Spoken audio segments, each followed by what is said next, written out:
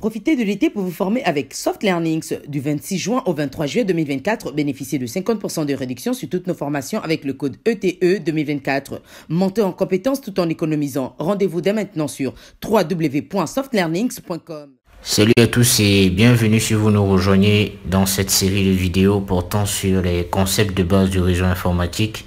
Je suis Ahmed Menson Sergemban, ingénieur en réseau et sécurité informatique.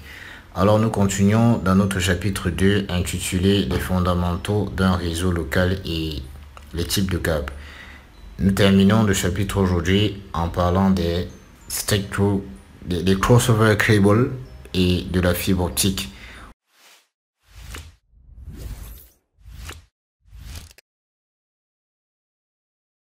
Au précédent cours, nous avons parlé des straight-through cables. Aujourd'hui, nous parlons des crossover cables et des pin positions.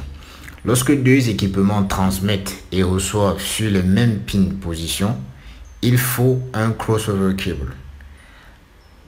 On répète.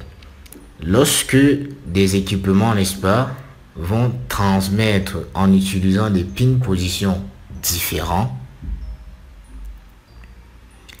on va utiliser un straight-through cable.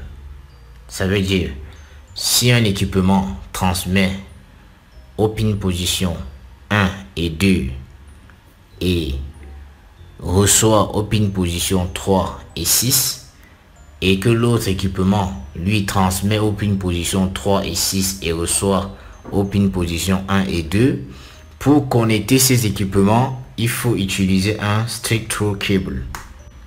Maintenant, si l'équipement transmet aux positions 1 et 2 et reçoit aux positions 3 et 6 et que l'équipement avec qui il veut être connecté reçoit aux 3 et 6 et transmet également aux 1 et 2, alors il faut utiliser un crossover cable.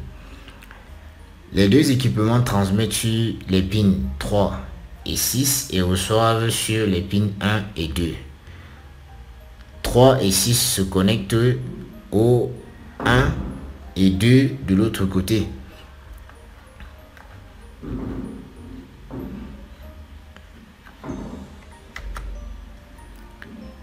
Ici, on a un exemple. Voilà. On a ici un switch qui va se connecter à un autre switch. Vous voyez? Dans le cas où il faut connecter un switch à un autre switch, il faut utiliser un crossover cable parce que les deux équipements transmettent et reçoivent aux mêmes pin position. Vous avez ici ce switch qui va transmettre aux pin position 1 et 2 et recevoir aux pin position 3 et 6. Et ce switch également va transmettre à 1 et 2 et recevoir à 3 et 6. Crossover cable ou straight-through cable. Lorsqu'il y a connexion entre un PC et un switch, on va faire usage d'un straight-through cable. Lorsqu'il y a connexion entre un switch et un switch, on va utiliser un crossover cable. C'est très simple. Ici, il faut beaucoup plus tabler sur les pin positions. Il faut beaucoup plus tabler sur les pin positions. C'est vrai qu'il y a d'autres tableaux. Vous pouvez faire des recherches sur le net avec une plus large comparaison au niveau des connexions des équipements. Ici, on se limite à ce qu'on retrouve de façon récurrente dans le LAN. Pinal position pour 1000 bases T. 1000 bases T correspondant à 1000 mégabits par une vitesse de 1000 mégabits par seconde utilise 4 paires de fils, dont 8 fils. Il transmet et reçoit simultanément sur chaque paire de câbles. Dans le STP, il utilise 4 paires de câbles pour créer 4 circuits, mais les pins positions doivent être identiques. Par exemple, ici, vous voyez, ce PC qui se connecte à ce switch, le 1 et le 2 vont, le 1 va avec le 1, le 2 va avec le 2, le 3 va avec le 3 et ainsi de suite. Avant de continuer cette vidéo, nous souhaitons vous présenter la plateforme de formation www.softlearnings.com. Sur cette plateforme, vous aurez l'ensemble de notre catalogue de formation pour vous accompagner dans l'acquisition de nouvelles compétences, mais aussi l'ensemble des outils et des solutions métiers développés pour vous aider au quotidien dans vos différentes missions. Vous avez aussi la possibilité de réserver vos places pour nos différents séminaires que nous organisons tout au long de l'année en venant simplement dans l'onglet séminaire et en choisissant le séminaire auquel vous voulez participer. Nous souhaitons par exemple prendre une formation, nous allons cliquer dans l'onglet formation et nous allons choisir cette formation que nous souhaitons ajouter au panier. Vous pouvez simplement cliquer sur ajouter au panier ou si vous souhaitez avoir la description de la formation, vous allez cliquer sur voir plus. Dans cette description, vous aurez l'ensemble du contenu de la formation. Vous avez la possibilité de voir les 2 premières vidéos de la formation, mais aussi la description de la formation et l'ensemble des outils qui sont mis à votre disposition pour la formation. Une fois que vous êtes convaincu, vous allez simplement cliquer sur ajouter au panier. Et lorsque vous ajoutez au panier, vous allez aller dans votre panier. Dans votre panier, vous allez attribuer ou bien mettre votre code promotionnel si vous avez, afin de bénéficier des réductions et cocher cette case pour accepter les modalités de vente et vous allez procéder au paiement. Lors du paiement, vous avez 3 possibilités. Donc, soit vous pouvez prendre un paiement pour 6 mois, pour 12 mois ou pour 24 mois. En fonction de celui que vous allez choisir, vous pouvez choisir pour 12 mois ou pour 6 mois. Ça dépendra de vous. Au niveau des paiements, vous avez un paiement par carte bancaire si vous possédez une carte bancaire. Et au cas où vous n'avez pas de carte bancaire, vous pouvez payer par mobile money. Et si vous souhaitez bénéficier de 20% de réduction sur tous les achats que vous allez faire sur la plateforme, vous allez simplement payer par des softcoins. Comment faire pour recharger votre compte de softcoin? Vous allez simplement venir dans l'onglet softcoin à ce niveau. Et lorsque vous arrivez sur cet onglet, vous pouvez sélectionner votre recharge ou entrer une recharge personnalisée à ce niveau. Nous allons simplement choisir que nous voulons recharger de 140 €. Vous allez cliquer sur recharger. Et à ce niveau, il sera question pour vous de pouvoir entrer vos informations bancaires ici pour faire votre recharge. Une fois que la recharge est faite, vous allez revenir dans votre compte pour voir où se situe le reliquat ou bien votre compte de coins. C'est dans votre compte personnel, mes coins, et vous avez l'ensemble des coins qui vous est attribué ou bien que vous avez acheté. Vous pouvez maintenant payer vos formations avec cela. Et si vous n'avez pas de compte, n'hésitez pas à regarder notre liste de partenaires dans les différents pays pour pouvoir recharger votre carte bancaire, votre compte coin autant pour moi, ou alors vous pouvez nous écrire à contact@softlearnings.com et nous allons vous donner la procédure pour pouvoir recharger votre compte. Le réseau LAN avec la fibre optique. La distance limite du Cooper, c'est-à-dire UTP, si on se rappelle, est de 100 mètres. À plus de 100 mètres, il faut utiliser la fibre. Pourquoi? La fibre, comme on l'a expliqué dernièrement, a une plus grande portée du fait qu'il transmet les données, qu'il transmet les bits au travers de faisceaux lumineux qui non seulement ont une plus grande vitesse de transmission, de déplacement, mais une plus grande portée également. Donc lorsqu'on va dépasser la distance des 100 mètres, on est dans le cadre où il faut utiliser la fibre. La fibre optique utilise le verre dans lequel la lumière passe. Il y a la fibre en single mode et la fibre multimode. Le multimode couvre des distances courtes jusqu'à 400 mètres et le single mode couvre des distances longues. On va de 20, 40, 80 km et peut-être même un peu plus.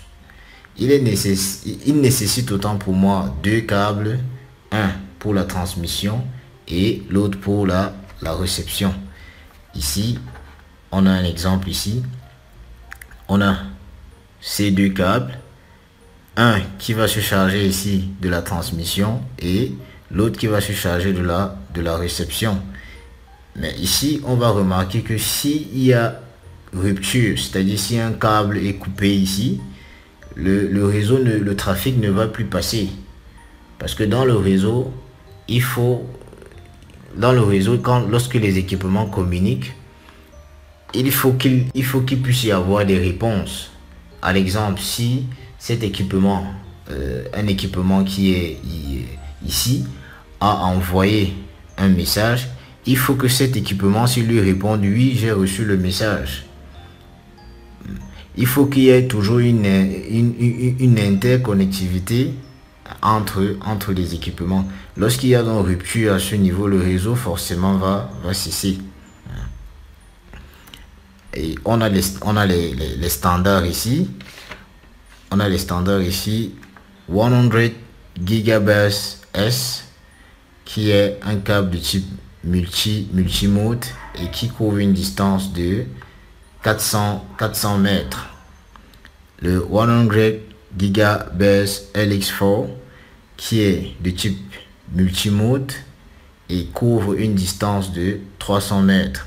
Le 100 Gigabits LR, qui est de type single mode et couvre une distance allant jusqu'à 10 km. Et enfin, le 100 Gigabits I, qui est de type single mode et couvre une distance allant jusqu'à 30 km. En réalité, c'est un peu plus que ça. Ça peut aller même à près de 80 km. Mais dans le cadre du manuel de Cisco, il faut retenir que la distance maximale, c'est 30 km. Les couches de protection de la fibre optique. Vous avez les différentes couches ici. Upper jacket. Ceci, ce sont les différentes couches qui sont présentes au niveau de la fibre. Et le dernier qui est le corps, c'est là où il y a le passage du faisceau lumineux, du ou des faisceaux lumineux qui vont transiter à l'intérieur de toutes ces couches de protection jusqu'à atteindre l'autre bout. Vous pouvez poser la vidéo et essayer de mémoriser, parce c'est de ça qu'il est question ici, de mémoriser l'ensemble de ces couches. Et voilà. Ici on a le cas de la transmission en multimode, où ici on a plusieurs faisceaux lumineux qui vont passer dans le corps. Et on a la transmission en single mode, où il n'y a qu'un seul faisceau lumineux qui va passer dans le corps. Et la différence entre les deux ici, c'est au niveau de au niveau de la portée, au niveau de la distance. Le multimode va aller à une distance moins longue que le single mode. Lui, il va à une limite de 400 mètres, alors que le single mode peut aller à des kilomètres. Nous remercions d'avoir suivi intégralement cette vidéo. Nous espérons qu'elle a été bénéfique pour vous et nous vous donnons rendez-vous dans notre prochaine vidéo où nous parlerons de la transmission des data dans un réseau local. Rendu ici, nous espérons véritablement que vous êtes en train de évoluer dans la compréhension. Si vous avez des incompréhensions, vous pouvez poser des questions et laisser vos préoccupations en commentaire, et nous espérons pouvoir y répondre dans de brefs délais. Bien de choses à vous et rendez-vous à la prochaine vidéo, ou visitez le site internet stuffedlearning.com où vous pourrez avoir accès à bien d'autres formations pour votre édification personnelle.